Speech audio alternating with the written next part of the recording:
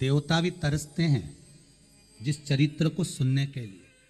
श्रीमद् भागवत कथा में, सुबोधनी श्रीमद् भागवत कथा में श्रीमद् वल्लभाचार्य जी ने लिखा, और सुबोधनी श्रीमद् भागवत कथा में श्रीमद् वल्लभाचार्य जी लिखते हैं कि 10वें स्कंद के गोवर्धन चरित्र पर 33 कौटि देवता देवमंडल में खड़े होकर पुष्प अर्जन हाथ में लेकर गिरिराज बाबा की कथा सुनने के लिए स्तुप्त रह गए। तो देवताओं की गिनती में तो आप भी हो, आप भी तो इतनी देर से प्रतीक्षा कर कर ठाकुर जी के स्मरण में पहुंचे हो। जिस समय भगवान कृष्ण ने गिरि गोवर्धन नाथ जी को अपनी छोटी सी उंगली पर धारण करा और वापस विराजमान करा, ब्रजमंडल की ऐसी कोई गोपी नहीं थी जो गोवर्धन नाथ जी से होकर किसी कार्य को ना जाती हो।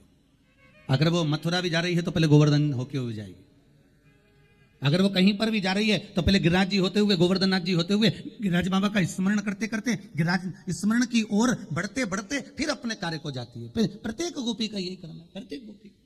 एक बार भगवान कृष्ण को बहुत तेज भूख लग गई, पर्वत पे बैठे थे गिरिराज जी और बहुत तेज भूख लगी, तो उन्होंने राधा जी से कहा, राधा, ए राधा। राधा बोली, हाँ रे ठाकुर, क्या हो गया? बहुत भूख लग रही है, तो कुछ लेकर आएगी क्या? राधा जी बोली, अभी लाती हूँ, अभी ला। यदि आपको भूख लग रही है तो मैं अभी लेकर आती हूँ। और राधा जी तुरंत गई और राधा जी ने जाकर बहुला गाय को आवाज लगाई, और बहुला गाय को जब आवाज लगाई और बहुला गाय दौड़ती दौड़ती राधा जी के पास में आई, और जैसे ही बहुला गाय पहुंची तो राधा जी ने क्या देखा कि बहुला तो अपने पुत्र मनोरथ को दूध पिला रही है। बहुला गाय के बेटे का नाम था मनोरथ। क्या नाम है?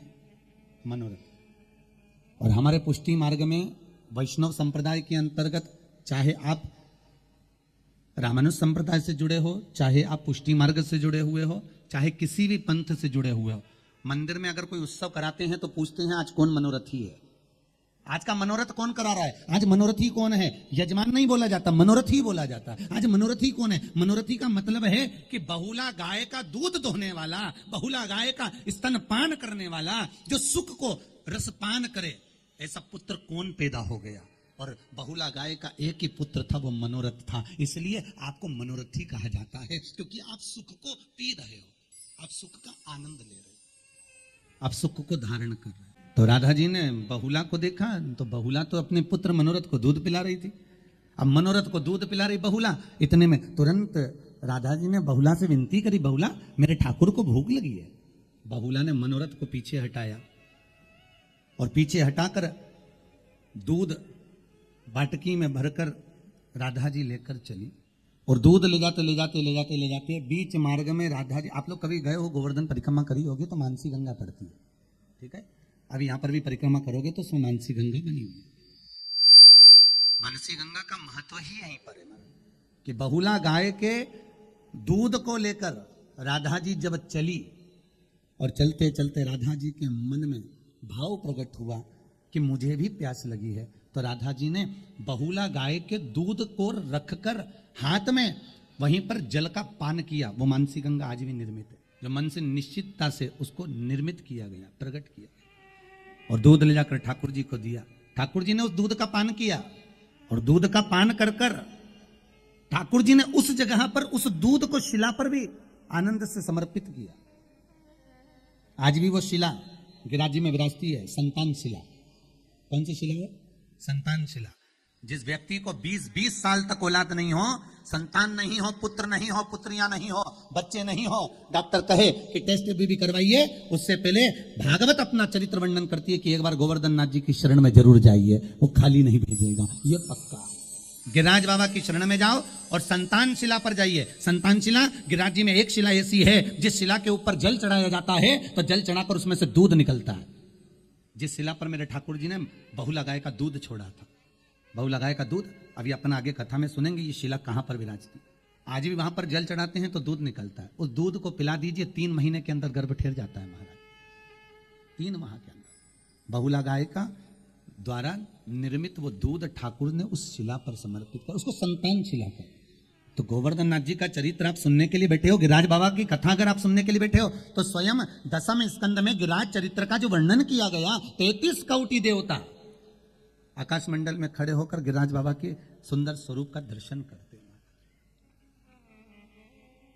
बड़े भाग्यशाली हो जी आप सब, जिस रूप में भी आप गोवर्धन नाथ जी की इस कथा में जुड़े हो, कोई मनोरथी बनकर, कोई कुछ पद पाकर, कोई कथा को श्रोता बनकर, किसी भी रूप में अगर आप जुड़े हो तो आपकी किस्मत स्वयं भाग्यवान, आप आनंद कंदे स्वयं। और बहुत ध्यान देना, बच्चा जैसे गुल्लक भरता है और गुल्लक भरने के बाद गुल्लक फूटती है तो बच्चा कोई गिफ्ट लेकर आता है। आपके पूर्वजों की जब पुण्य की गुल्लक फूटती है तब जाकर गोवर्धन नाथ जी की कथा सुनने का सौभाग्य मिलता है। पुण्य की गुल्लक है ये आपके, और मिला सुख। भगवान गोवर्धन नाथ जी 3 भाई हैं। द्रोणागिरी राजा के 3 पुत्र हुए थे। द्रोणागिरी कौन है? एक हिमालय राज जिनके घर में पार्वती का जन्म हुआ, और हिमालय राज के बड़े भाई हैं द्रोणागिरी। किसके भाई हैं ये? हिमालय राज। हिमालय राज के बड़े भाई द्रोणागिरी, और द्रोणागिरी के 3 पुत्र थे। हिमालय राज जी के कितने बच्चे थे? द्रोणागिरी के 3 बच्चे थे, और हिमालय राज के कितने बच्चे थे? हिमालय राज के 2। द्रोणागिरी के केवल 3 पुत्र थे, और हिमालय राज की केवल 2 बेटियां ही बेटियां थी। हिमालय राज के घर में बेटा नहीं, बेटी बेटी। पहली थी गंगा, दूसरी थी पार्वती। और द्रोणागिरी के 3 पुत्र थे। पहला द्रोणार्थ, दूसरे नंबर पर कांतानाथ, और तीसरे नंबर पर गोवर्धननाथ। ये 3। एक दिन द्रोणागिरी की धर्मपत्नी अपने छोटे बेटे को लेकर कहीं भूमंडल पर भ्रमण के लिए चली, और वो छोटे जो पुत्र थे, सबसे बड़े का नाम है द्रोणार्थ, दूसरे का नाम है कांतानाथ, और तीसरे का नाम है गोवर्धननाथ। सबसे छोटे का नाम क्या है? जम के बोलिए जरा। गोवर्धननाथ। और बहुत ध्यान से सुनना, शायद मुझे उम्मीद है कि इंदौर के इतिहास में पहली बार भगवान गोवर्धन नाथ जी के माता पिता का चरित्र सुनने को मिल रहा होगा। शायद इंदौर के इतिहास में पहली बार माता भ्रमण के लिए अपने छोटे पुत्र गोवर्धन नाथ जी को लेकर निकली। अब गोवर्धन नाथ तो सुंदर बड़े थे। अब आप कहोगे महाराज जी एक तो पत्थर और आप कह रहे ऊपर से सुंदर, तो ये भी बड़ी बात हो जाती है महाराज कि एक तो पत्थर और ऊपर से सुंदर। देखो बहुत ध्यान देना भाई, राधा ज्यादा सुंदर थी कि कृष्ण ज्यादा सुंदर थे? जम के बोलिए। राधा। कौन से महाराज जी ने बताया कि राधा ज्यादा सुंदर थी? अगर राधा इतनी सुंदर थी तो कृष्ण के पीछे काहे को पड़ी रहती थी? महाराज पूरे विश्व की सुंदरियों की सुंदरता इकट्ठी कर लो, पूरे विश्व की, और उनकी सुंदरता का चूरा निकालो। सुंदरता का एक चूरा इकट्ठा करो और उसका एक पुतला बनाओ और पुतले में प्राण दे दो। इतनी सुंदर तो पूरे ब्रज मंडल में ब्रज की झाड़ू लगाने वाली थी। पूरे विश्व की सुंदरता को इकट्ठा कर उसका चूरा बनाकर उसका पुतला बनाओगे तो ब्रज मंडल की झाड़ू लगाने वाली, और वो झाड़ू लगाने वाली 1 लाख इकट्ठी करो और उनकी सुंदरता का पुतला बनाकर उसमें प्राण दे दो। इतनी सुंदर ब्रज की दही बेचने वाली थी। कौन थी? जम के बोलो जरा। हाँ, हाजिरी भरते जाओ, अच्छा लगना चाहिए हमको भी कि तुम बोल रहे हो, क्योंकि आज के जमाने में लोग तुमको चुप कराना सीखते हैं, हम तुम्हें बोलना सिखा रहे। बोलो। और दही बेचने वाली 1 करोड़ इकट्ठी करो। कितनी? 1 करोड़। इतनी सुंदर, और उसकी सुंदरता का पुतला बनाओ और पुतला बना के इसमें प्राण दे दो।